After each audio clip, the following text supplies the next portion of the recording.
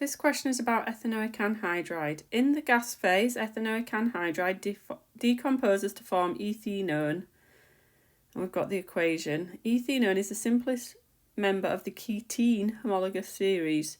Ketenes all contain one C double bond C and one C double bond O bond. Deduce the general formula. Now, whenever you're deducing a general formula, so for example, when you look at an alkane like C2H6, we all know that alkanes are CnH2n plus 2. How do we deduce that formula? If we looked at a simple alkene like C2H4, we know that they're CnH2n. To deduce the general formula, they always start CnH2n, and then we maybe plus or minus some number of hydrogens, and then we might add in any extra atoms that are there. So let's have a look at our ethenone. It's got 2 C's, 2 H's and an O.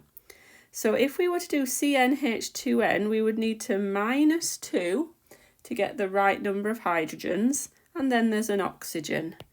So Cn, to get there to be 2 H's, we do 2n minus 2. It's always 2n plus or minus some number of hydrogens. And then we've got an O as well. Figure 11 shows an incomplete suggested mechanism. Complete the mechanism by adding 3 curly arrows and any relevant lone pairs of electrons. So what you need to do is kind of spot the difference. I'm going to do something with a highlighter, but I will remove it because we shouldn't highlight in our answers. But what we can see here is that this is the bond that's broken. This is the bond that is not there anymore. So if I remove that, that is where we need to start our curly arrow.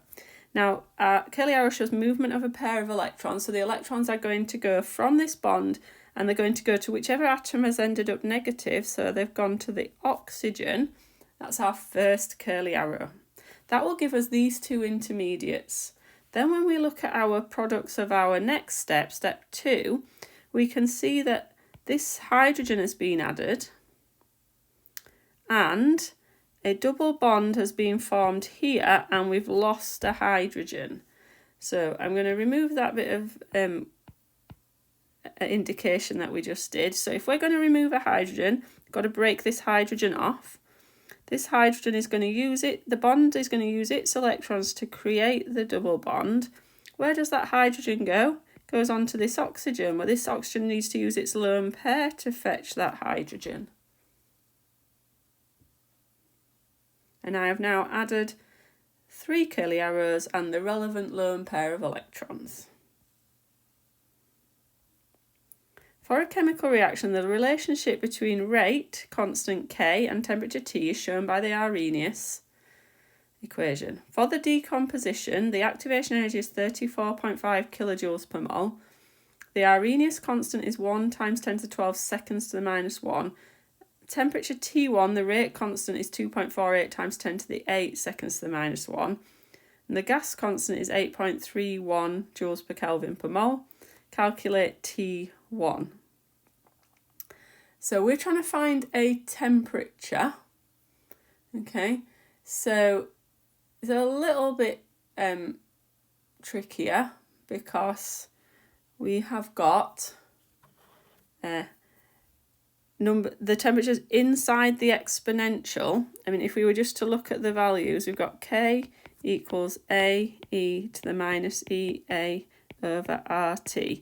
We've got this, we've got R, we've got A, we've got K. It's quite hard to get T out of this exponential without getting rid of the exponential, which is the log button. But let's substitute the natural log button that is, let's substitute some numbers in.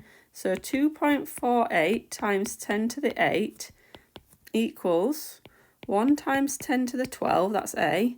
And then we've got the exponential to the minus. Here comes the problem as well. 34.5 is in kilojoules and R is only in joules. So I'm going to convert this into joules by timesing by 1,000. Divide by 8.31 times our temperature. So if I divide both sides by 1 times 10 to the 12, then I will at least have got rid of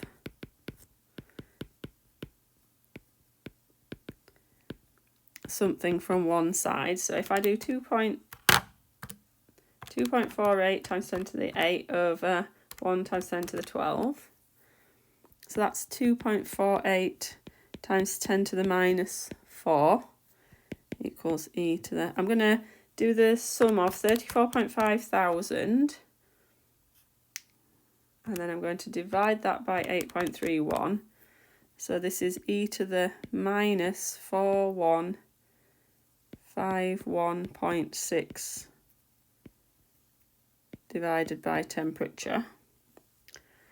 Now, to get rid of that exponential, I'm going to have to take natural logs of both sides.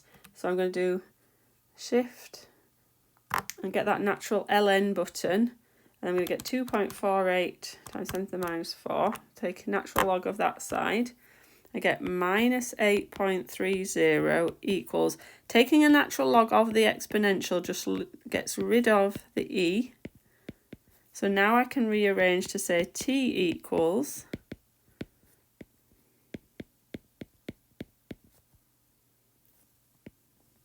get that the right way up. T's going up to the top line, so minus 4151.6 divided by minus 8.30.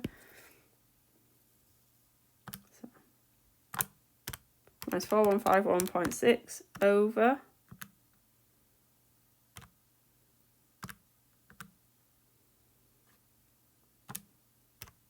minus 8.30, and that's coming out at 500 Kelvin.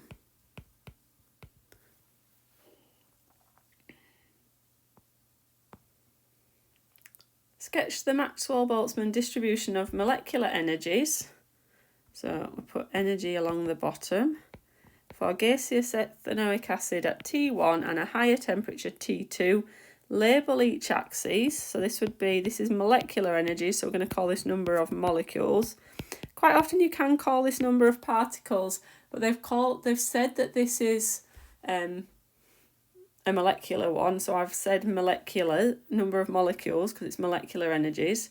Now our first graph will need to be skewed to the left, go up quicker than it comes down and become parallel. This is temperature 1. Our higher temperature curve needs to be lower and to the right, but have roughly the same total area, so stay above the curve from this point on. Label that T2.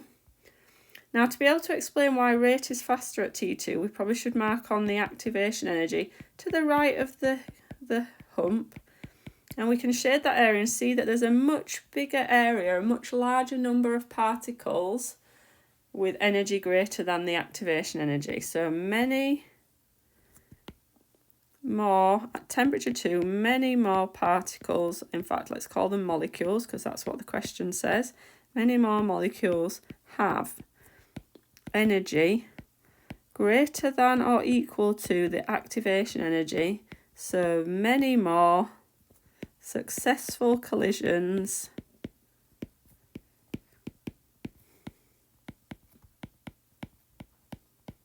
per unit time.